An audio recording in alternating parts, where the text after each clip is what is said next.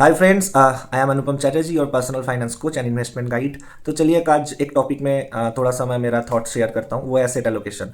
Asset क्या होता है? हम कभी कभी कंफ्यूज कर देते हैं। म्यूचुअल फंड एक एसेट है, बहुत ही रॉन्ग चीज़ है। म्यूचुअल फंड एक इन्वेस्ट करने का मीडियम है, एक व्हीकल है। म्यूचुअल फंड से आप किसी भी एसेट में आप पैसा लगा सकते हैं। इक्विटी में लगा सकते हैं, डेट में लगा सकते हैं, गोल्ड में लगा सकते हैं, सिल्वर में लगा सकते हैं। जैसे सिल्वर ईटीएफ हो गया, गोल्ड का भी ये कुछ ईटीएफ आता है, डेट फंड हो गया म्यूचुअल फंड में। तो म्यूचुअल फंड कोई एसेट क्लास नहीं है। एसेट क्लास होता है जो एक कैटेगरी का एसेट होता है, उसका रिस्क टॉलरेंस अलग है, उसका वोलेटिलिटी अलग है, उसका रिटर्न अलग है।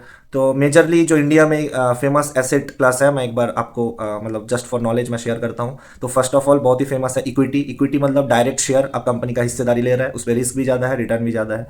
सेकेंड हो गया डेट या फिक्स्ड इनकम। फॉर एग्जाम्पल जो लिक्विड फंड्स होते हैं, मीडियम टर्म फंड्स होते हैं, एफडी होते हैं। एफडी भी आपका एक टाइप का डेट या फिक्स्ड इनकम ही होता है। फिर बॉन्ड्स होता है। तो ये डेट या फिक्स्ड इनकम, इस पर वोलेटिलिटी बहुत कम होता है, ना के बराबर है। फिर आता है गोल्ड। गोल्ड बहुत ही फेमस है इंडिया में, वर्ल्ड में। और फिर आता है सिल्वर, फिर रियल एस्टेट, फिर लैंड।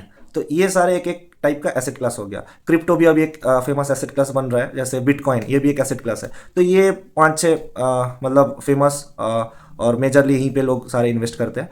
तो ये एसेट क्लास हो गया। अब अपना रिस्क टॉलरेंस के हिसाब से हम इस पे एलोकेट करेंगे कि किस पे हम कितना पैसा लगाएंगे। हम डाइवर्सिफिकेशन करेंगे, ऐसा नहीं कि एक एसेट क्लास में सारा पैसा लगा देंगे।